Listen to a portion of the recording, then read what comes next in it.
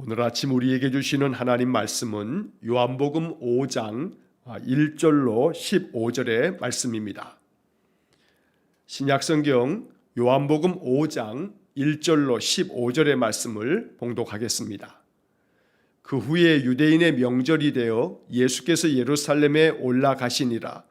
예루살렘에 있는 양문 곁에 히브리 말로 베데스다라 하는 못이 있는데 거기 행각 5이 있고 그 안에 많은 병자, 맹인, 다리 저는 사람, 혈기 마른 사람들이 누워 물의 움직임을 기다리니 이는 천사가 가끔 못에 내려와 물을 움직이게 하는데 움직인 후에 먼저 들어가는 자는 어떤 병에 걸렸든지 낫게 되밀어라.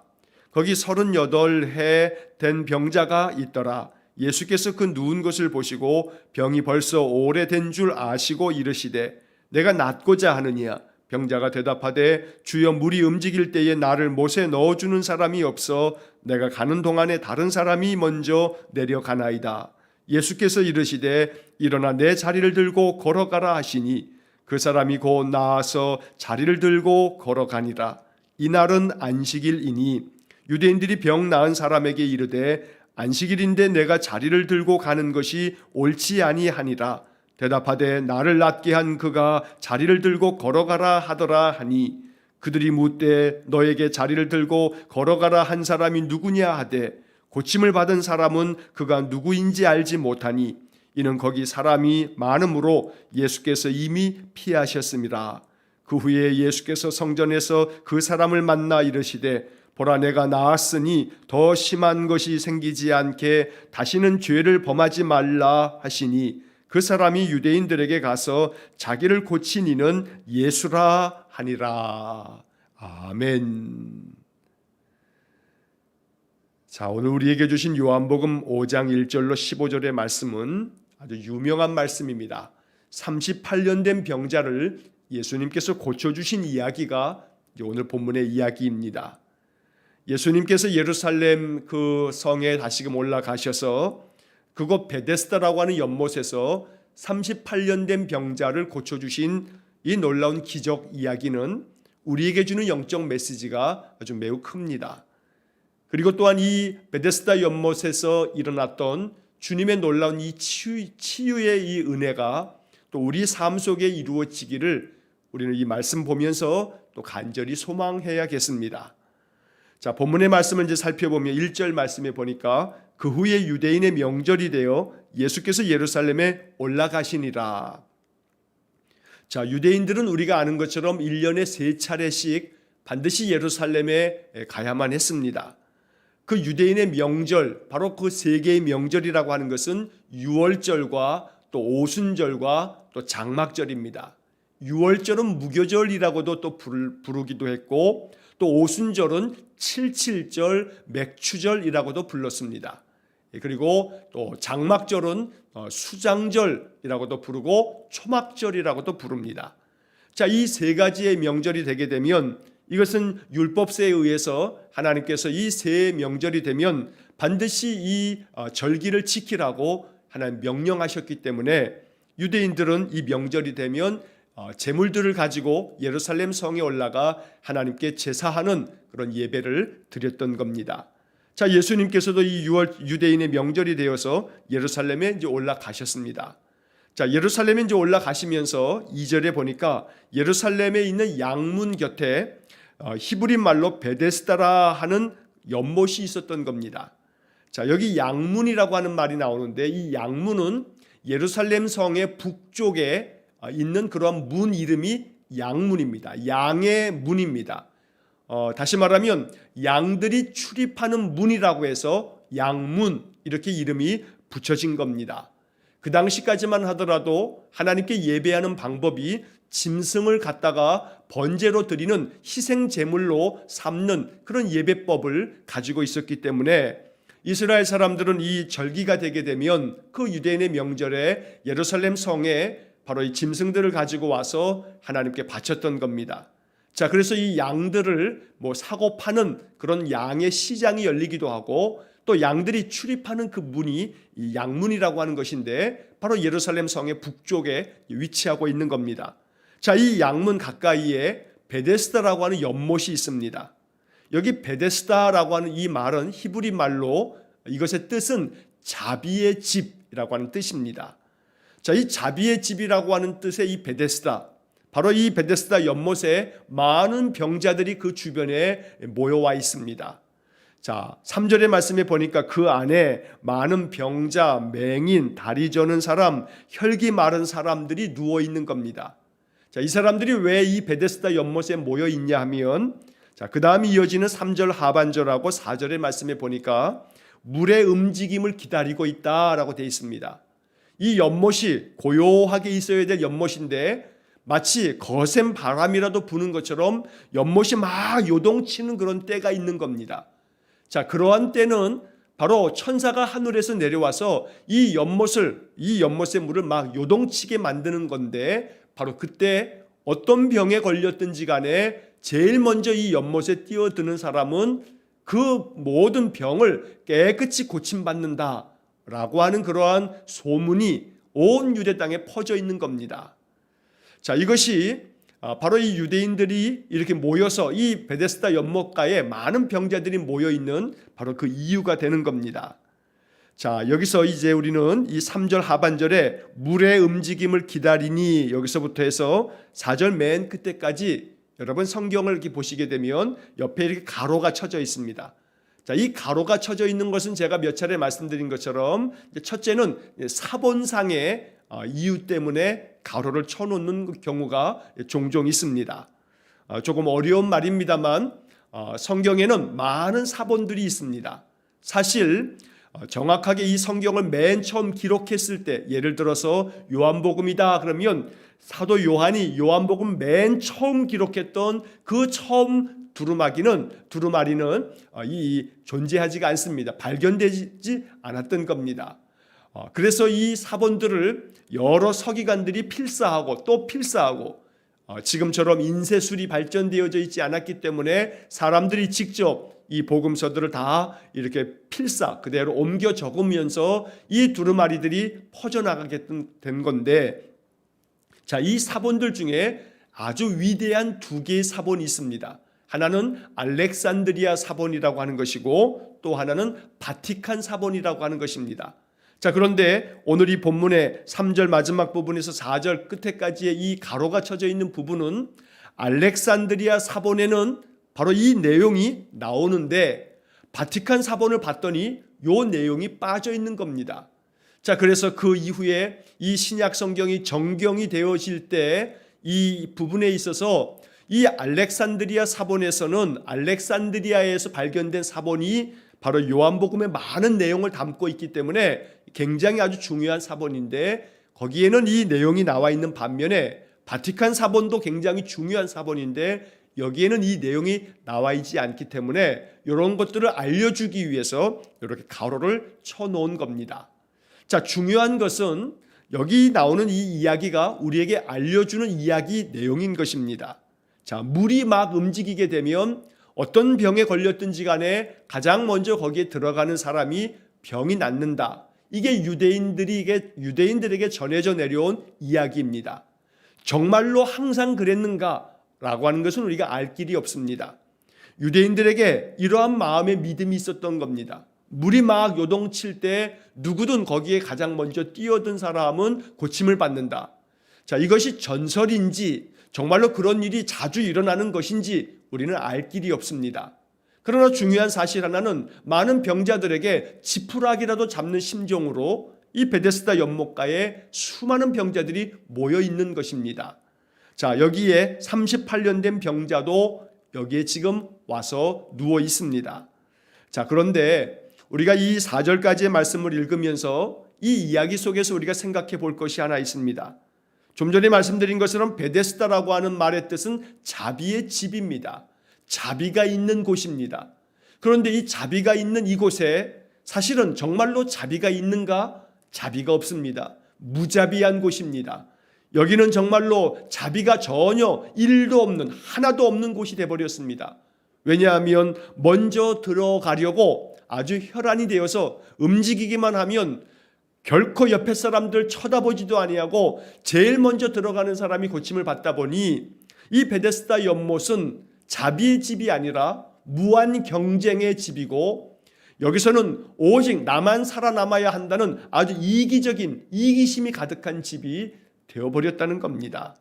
자, 그래서 이 38년 된 병자, 여러분 38년 동안 병을 앓고 있으니 그가 얼마나 고통의 세월을 보냈는지를 우리가 충분히 짐작할 수가 있습니다. 많은 병자들의 틈바구니 속에 이 38년 된 병자도 거기에 누워 있었던 겁니다. 자, 그때 예수님께서 이 유대인의 명절, 이 유대인의 명절은 오순절로 우리가 알고 있습니다만, 예수님께서 이 베데스다 연못을 찾아오셨습니다. 그리고 이 본문의 말씀 6절에 보니까 예수께서 그 누운 것을 보시고 병이 벌써 오래된 줄을 아셨습니다. 그리고 그 사람에게 묻습니다. 자, 말씀하시기를 네가 낫고자 하느냐? 주님 묻습니다. 38년 된 병자를 주님께서 찾아오셨던 겁니다. 복음서에 많은 병자들이 예수님께 찾아갑니다. 예수님께 찾아가서 나의 병을 고쳐달라고 이렇게 요청하는 그런 장면들이 자주 나옵니다. 그런데 오늘 본문 이 베데스다 연못에서 있었던 이 사건에서는 예수님이 먼저 찾아가십니다. 예수님이 먼저 찾아가셔서 네가 낫고자 하느냐라고 먼저 묻습니다. 당연히 낫고 싶은 마음이 왜 없겠습니까? 낫고자 하는 마음이 있기 때문에 지금 베데스다 연못에도 찾아와 여기에 누워 있는 거 아니겠습니까? 그런데 주님께서 묻고 있습니다. 네가 낫고자 하느냐? 이 질문은 사실은 필요 없는 질문 같지만 이 질문은 매우 중요한 질문이 되고 있습니다. 예수님께서는 이 병자에게 묻고 있는 겁니다. 네가 낫고자 하느냐? 다시 말하면 이 이야기를 이렇게 이야기할 수 있습니다. 네가 정말로 낫고자 하는 간절한 소망이 있느냐? 라고 묻는 겁니다. 단순히 낫고 싶은 것을 넘어서서 너 안에, 네 마음 안에 그만큼 간절함이 있느냐라고 묻는 것이고, 네가 정말로 낫기를 간절한 마음으로 내가 너를 고쳐주고자 할 때 네가 그걸 믿겠느냐라고 하는 그런 믿음을 요구하는 말씀이기도 하다는 겁니다. 네가 낫고자 하느냐? 오늘 우리가 이 말씀을 읽으면서 이것이 오늘 나에게 주시는 말씀이라 여길 때에 주님이 나에게 묻습니다. 네가 낫고자 하느냐? 그러면 마음속에 우리는 이 38년 된 이 병자를 통해서 보는 중요한 사실 하나는 주님께 응답하는 겁니다. 주님, 내가 낫고자 합니다. 내가 낫기를 원합니다. 주님께서 내 이 육신의 질병 가운데 손 얹어 주시면 내게서 이 질병이 해소되고 또한 치유가 되고 회복되어질 줄로 내가 믿습니다. 내 마음에 이런 간절한 소망이 있습니다. 라고 주님 앞에 기도하는 겁니다. 응답하는 겁니다. 이렇게 주님 앞에 대답할 때 주님께서 우리 안에 은혜를 베풀어 주실 줄로 믿습니다. 자, 네가 낫고자 하느냐 물었을 때 이 38년 된 병자가 주님께 대답을 하기를 이렇게 말합니다. 이어지는 7절의 말씀에 병자가 대답하되 주여 물이 움직일 때에 나를 못에 넣어주는 사람이 없어 내가 가는 동안에 다른 사람이 먼저 내려가나이다.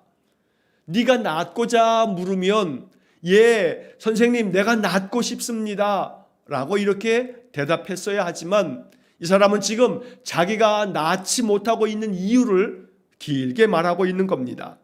내가 지금 베데스다 연못에 와 있는 이유는 이 연못이 막 움직일 때에 누구든지 제일 먼저 들어가면 그 병이 무엇이든지 고침을 받는데 나를 이 연못에 넣어줄 사람이 없어서 내가 지금 이 모양 이 꼴로 여기 누워 있는 겁니다.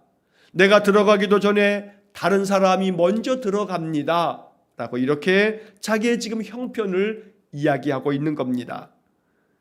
자, 이 7절의 말씀의 이 병자의 이야기를 다시 한번 여러분 보시기 바랍니다. 주여 물이 움직일 때에 나를 못에 넣어주는 사람이 없어. 쉬운 성경에 보니까 나를 도와주는 사람이 없어 라고 되어 있습니다. 여러분, 우리말에 긴 병에 효자 없다라고 하는 그런 못된 속담도 있지요. 38년 동안 병을 앓다 보니 아마도 이 38년 동안에 가족들도 부모도 아마 세상을 떠났는지 모르고 또 다른 가족이 또 있을 리가 없고 그러다 보니 이 사람 주변에는 이 사람을 도와줄 사람이 아무도 없는 겁니다. 나를 도와줄 사람이 없습니다 라고 지금 이야기합니다. 또한 나를 도와줄 사람이 없을 뿐만 아니고 여기 지금 연못에 있는 사람들도 내가 이 연못에 들어가는 동안, 내가 가는 동안 다른 사람이 먼저 내려가나이다. 여러분, 이 이야기 속에는 이 38년 된 병자의 마음 속에 지금 가득한 아주 좌절이 그 속에 담겨져 있는 겁니다. 나보다 먼저 가는 사람들이 있기 때문에 나는 늘 뒤처져서 낙오자가 되고 있습니다. 지금 이 38년 된 병자는 주님 앞에 자기의 이 형편을 토로하고 있다는 겁니다. 여기서 우리는 내가 가는 동안에 다른 사람이 먼저 내려가나이다. 이 말씀이 담고 있는 상징적 의미를 우리가 생각해 보면 우리가 사는 세상이 바로 베데스다 연못 같은 것을 생각하게 됩니다. 오늘 우리가 사는 세상은 무한 경쟁의 시대입니다. 내가 먼저 가기 전에 다른 사람이 먼저 앞질러 가면 나는 항상 도태되고 나는 실패자가 되고 낙오자가 되는 겁니다. 그러면 자꾸 내 마음속에는 좌절이 생기게 됩니다. 내가 먼저 나아가기 전에 다른 사람들이 먼저 나아가서 자기들이 원하고 바라는 것들을 다 차지하다 보니 정작 나는 언제나 실패자가 되는 것, 이것이 바로 우리가 사는 이 세상의 모습이라는 겁니다. 베데스다가 바로 그런 모습을 보여주고 있는 그런 내용이 되는 겁니다. 자, 그래서 이게 그때 주님께서 이제 그 중풍, 이 38년 된 이 병자에게 주님께서 말씀하십니다. 예수께서 이르시되 일어나 내 자리를 들고 걸어가라. 일어나 내 자리를 들고 걸어가라. 이렇게 주님 말씀하시자 9절 말씀에 보니까 그 사람이 곧 나아서 자리를 들고 걸어가니라. 성경학자들은 이 사람이 38년 된 병자라고 소개되어 있는데 이 사람의 병이 중풍병이다 라고 이야기하는 학자들이 있습니다. 왜냐하면 자리에 누워서 움직일 수 없는 이 사람은 자기의 몸을 가눌 수 없는 것으로 보았을 때 이 사람의 병은 중풍병이다 라고 이렇게 추측을 하고 있는 겁니다. 자, 여기서 중요한 것은 9절 말씀에서 예수님이 이렇게 말씀하시자 그 사람이 곧 나아서 자리를 들고 걸어가니라. 이 말씀 8절과 9절의 말씀은 우리가 창세기 1장을 읽을 때 참 이 8절의 9절 이야기가 창세기 1장에서 하나님이 천지를 창조하실 때의 모습과 참 비슷하다는 것을 우리가 생각하게 됩니다. 주님께서 세상을 창조하실 때 빛이 있으라 말씀하셨더니 빛이 있었다라고 하는 것을 창세기에서 우리가 보게 됩니다. 하나님께서 말씀으로 세상을 창조하셨듯이 오늘 본문의 말씀에 보니까 일어나 내 자리를 들고 걸어가라 라고 주님이 말씀하시자 그 사람이 곧 나아서 자리를 들고 걸어가니라. 주님의 말씀이 성취되어지는 장면을 이 8절과 9절이 우리에게 보여주고 있는 겁니다. 그래서 우리는 이 말씀을 읽으면서 이러한 믿음을 가지고 주님 앞에 나아가는 겁니다. 주님, 내게 말씀하시면 나의 모든 육신의 질병이 회복되어지고 더욱더 강건해질 줄로 믿습니다. 내가 주님께 나아가 주님 말씀을 받들면 주님의 말씀이 내 삶 속에 성취될 줄로 믿습니다. 말씀이 내 안에 이루어지기를 원합니다. 주님 약속의 말씀이 나의 삶을 통해서 이것이 열매 맺고 내 삶 속에 말씀이 이루어지는 그러한 은혜를 누리기 원합니다. 이것이 오늘 이 말씀을 묵상하면서 우리의 마음의 기도가 될 수 있기를 간절히 축원합니다. 자, 이 사람의 마음속에 주님 말씀에 대한 분명한 믿음이 생겨지면서 자리를 들고 걸어갔다. 그래서 이 사람에게 치유가 일어났다라고 성경은 말씀하고 있습니다. 오늘 이 사람은 주님께서 자리를 들고 일어나서 네 자리를 들고 가라라고 했을 때 어쩌면 이렇게 반응을 보일 수 있습니다. 내가 38년 동안 누워 있어서 도무지 일어날 수 없는데 그게 무슨 말도 안 되는 소리냐고 아마 핀잔을 주면서 무시할 수도 있는 일입니다. 일어나서 네 자리를 들고 걸어가라. 아니, 내가 일어나서 자리를 들고 걸어갈 수 있다면 당장에 걸어가지. 그게 무슨 말이요? 라고 하면서 대항할 수도 있는 일입니다. 그러나 이 38년 된 병자의 마음속에 주님께서 말씀하신 그 말씀이, 주님의 이 말씀이 이 사람의 마음속에 믿음이 되어지면서 믿음으로 이 말씀을 받으면서 그가 일어나서 자리를 들고 걸어갔다고 성경은 전하고 있는 것입니다. 오늘 이 말씀이 우리의 삶 속에도 이루어지는 그런 역사가 있는 날이 있기를 간절히 소망합니다. 내 삶 속에도 이러한 역사가 펼쳐지기를 원합니다 라고 하는 그런 간절한 기도로 날마다 주님을 따르는 믿음의 삶이 되어야겠습니다. 자, 그 다음에 바로 이어지는 9절 하반절에 보니까 이날은 안식일이니 라는 말이 나옵니다. 사실 이날 예수님께서 이 베데스다 연못에서 38년 된 병자를 고쳐줬는데 이날이 안식일이다. 이게 화근이 되었습니다. 이것으로 인해서 또 다른 여러 가지 많은 문제가 이제 발생됩니다. 사실 예수님께는 아무 문제될 것이 없는데 오히려 예수님께서 안식일날 이렇게 병자를 고치시는 것이 하나님의 뜻이며 하나님께서 바라셨던 안식일의 참된 의미인데 이것을 가르쳐 주시기 위해서 어쩌면 예수님께서는 의도적으로 안식일날 병자를 고치신 것이 바로 요한복음 5장의 이야기가 됩니다. 그래서 그 뒤에 이제 내일 나오는 본문의 말씀에서 바로 그러한 주님의 말씀을 우리가 이제 보게 될 것입니다. 자, 여기 10절 이어지는 말씀에서 유대인들이 병 나은 사람에게 이르되 안식일인데 네가 자리를 들고 가는 것이 옳지 아니하니라. 자, 안식일에는 아무 일도 해서는 안 됩니다. 그런데 이 사람이 지금 고침을 받고 난 다음에 자기의 자리를 들고 걸어갔습니다. 물건을 옮기는 것조차도 안식일날 하지 말아야 된다고 유대인들은 그렇게 믿어왔고 그렇게 가르쳐 왔던 겁니다. 그래서 여기서 안식일인데 네가 옳지 않다. 네가 한 일이 옳지 않다. 무슨 일이냐면 자리를 들고 간 것이 옳지 않은 일이다 라고 지금 이야기를 하면서 이 병 나은 사람을 계속해서 이렇게 추궁하고 있는 겁니다. 이것이 이 유대인 사회에서 지금 가지고 있는 병폐고 그들의 잘못된 믿음을 지금 나타내 보여주고 있다는 겁니다.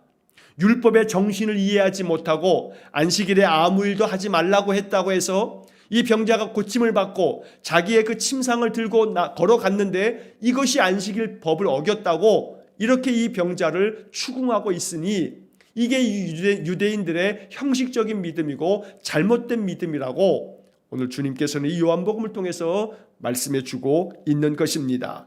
자, 11절의 말씀에서 이 병자가 고침을 받고 난 다음에 이 유대인들이 그렇게 묻자 이렇게 이야기합니다.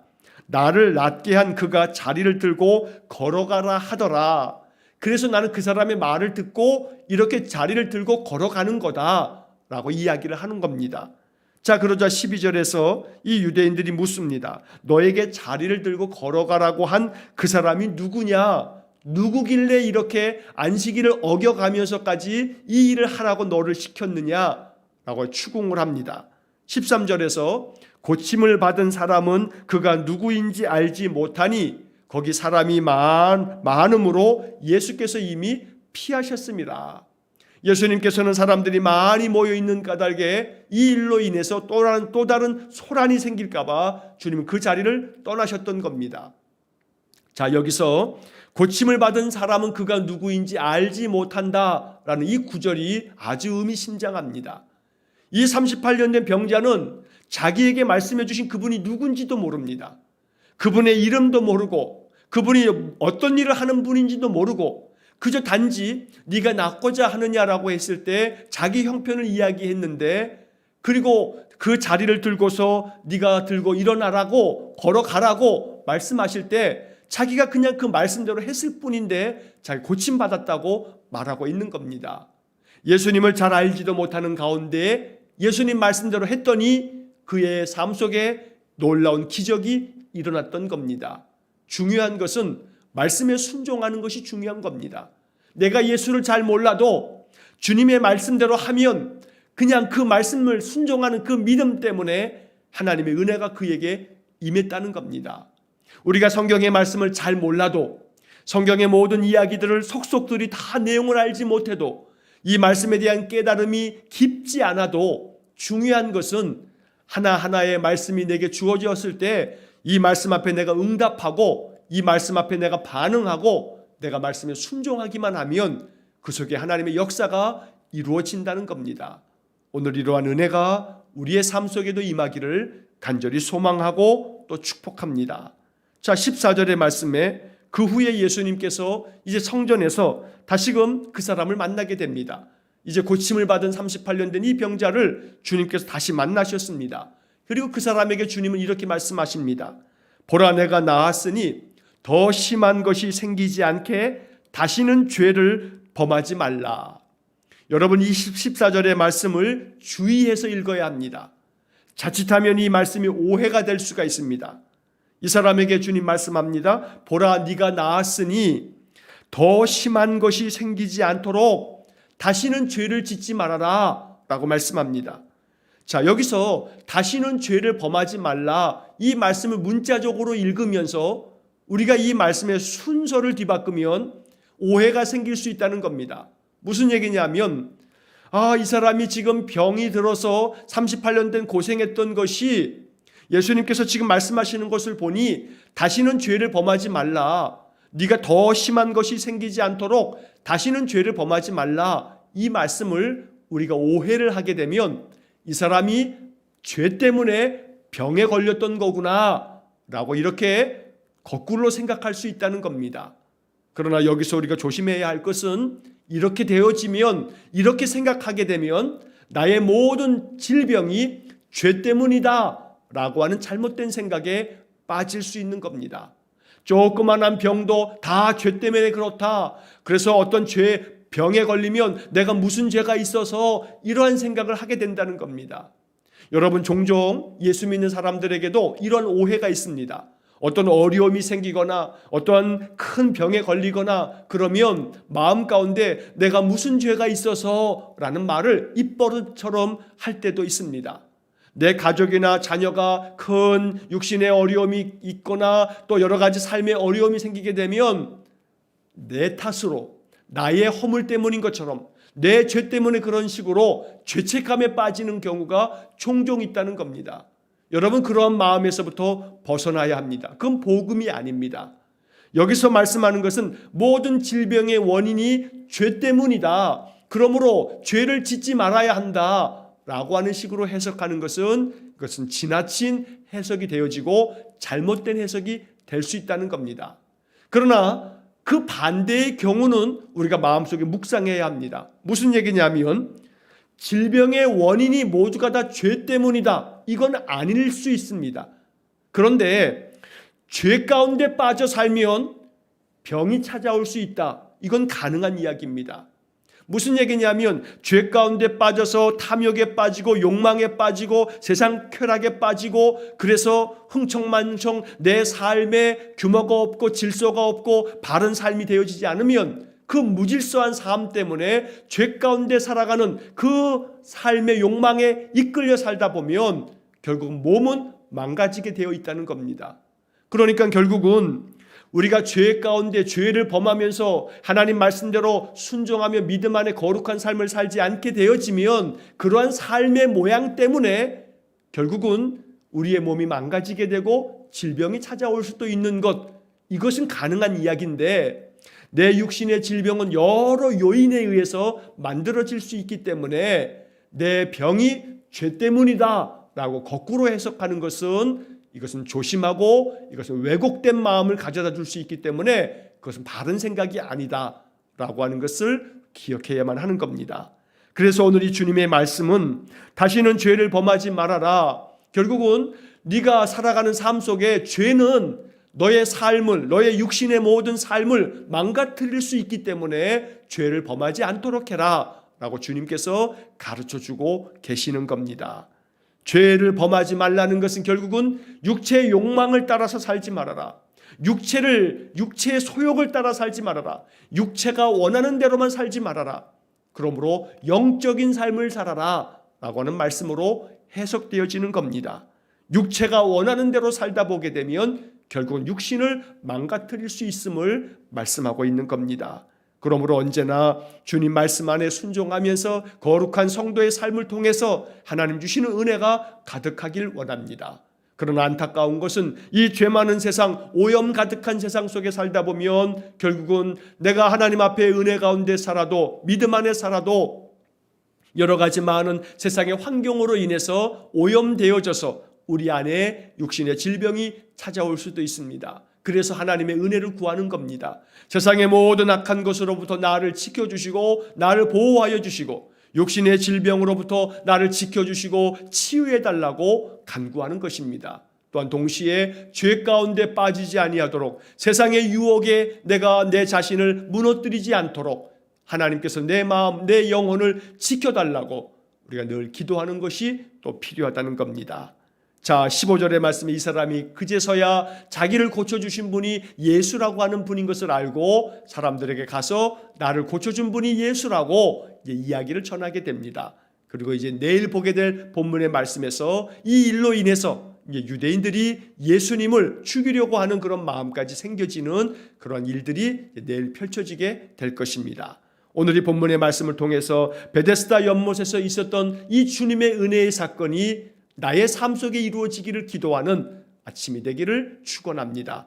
모든 육신의 연약함을 주님 말씀에 의지하여 살아갈 때 우리의 삶에서도 하나님의 은혜가 임함으로 내 육신의 연약함이 회복되어지고 또 강건해지는 그런 삶이 있기를 간절히 축원합니다. 어떤 병이라 할지라도 연못에 들어감으로써 치유되는 것이 아니라 나를 찾아와 주신 주님, 나에게 오셔서 말씀해 주신 주님, 바로 결국은 베데스다는 연못에 있는 것이 아니라 주님께 있는 것이다. 주님이 곧 바로 참된 자비요, 주님으로부터 은혜가 흘러나온다는 것을 말씀하고 있는 겁니다. 오늘 주님이 먼저 찾아오셨습니다. 나의 삶에 먼저 찾아오셔서 내게 말씀해 주시는 주님의 그 은혜로 말미암아 우리의 삶에 온전한 치유와 회복이 일어나기를 주의 이름으로 간절히 축원합니다. 기도하겠습니다. 사랑과 자비가 풍성하신 하나님, 베데스다 연못에 먼저 찾아오셔서 38년 된 병자를 바라보시면서 병이 오래된 줄을 아시고 내가 낫고자 하느냐 말씀하시고 이젠 일어나서 내 자리를 들고 걸어가라 말씀하신 주님, 이 말씀에 순종한 이 38년 된 병자 안에 놀라운 치유와 신유의 역사가 일어난 것처럼 하나님, 우리 성도들의 삶에도 이와 같은 은혜가 있기를 간절히 소원합니다. 주님께서 우리의 삶을 회복시키시고 고쳐주실 줄 믿고 기도합니다. 우리의 연약한 육신도 치료하여 주시고 우리의 연약한 마음과 심령도 치료하셔서 더욱더 건강해지도록 은혜를 내려 주옵소서. 자비의 근원은 우리 주님께 있으니 우리에게 자비를 베푸시는 분이 오직 주님인 까닭에 주님만을 따르고 주님만을 믿고 의지하는 복된 삶이 되게 해 주옵소서. 오늘 우리의 삶 속에 주님의 자비하심이 충만하게 임하기를 간절히 원하며 예수님 이름으로 기도하옵나이다. 아멘. 우리 구주 예수 그리스도의 은혜와 하나님 아버지의 극진하신 사랑과 성령의 교통하심이 주님의 자비하심을 힘입어 영과 육이 강건하게 치유되고 회복되어지기를 간절히 소원하는 머리 숙인 귀한 성도들 위에와 저들 가정과 온 가족들 위해 우리 성도들의 모든 인생의 삶 속에 이제로부터 영원토록 함께 하시길 간절히 축원하옵나이다. 아멘.